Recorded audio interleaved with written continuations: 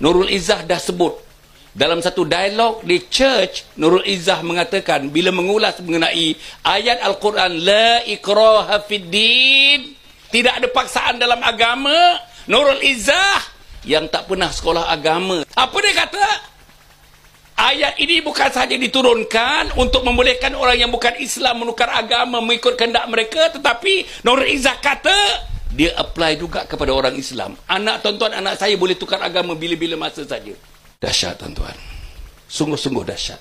Tentang moral ni, dia mempersoalkan tuan-tuan, bila putus saja Mahkamah Rayuan 4-5 hari yang lepas, dia terus mengatakan kita akan himpunkan rakyat untuk berbaris di jalan raya. Pasal nak mempertahankan idea dia, nak mempertahankan moral dia, nak mempertahankan prinsip dia, nak mempertahankan maruah dia. Anwar ni dah menyesatkan kita. Bila saya duduk dalam exco, hari-hari, tiap-tiap minggu kita ada mesyuarat hari Rabu, air mata jiwa ni meleleh melihat bagaimana Islam dan Melayu setiap minggu, setiap hari terhakis.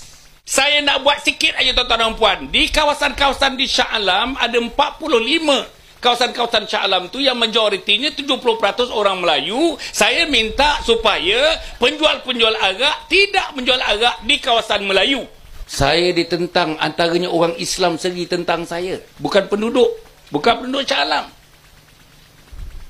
Pemimpin-pemimpin yang dah digula-gulakan oleh Anwar Ibrahim ni. Majlis Bandaraya Shah Alam tuan-tuan dan puan confiscated.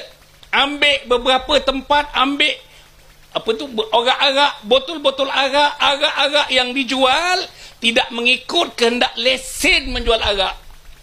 Rampas. Tiba-tiba tuan-tuan, pada masa tu Ronnie Liu namanya, Exco DAP, minta pulangkan balik arak-arak itu.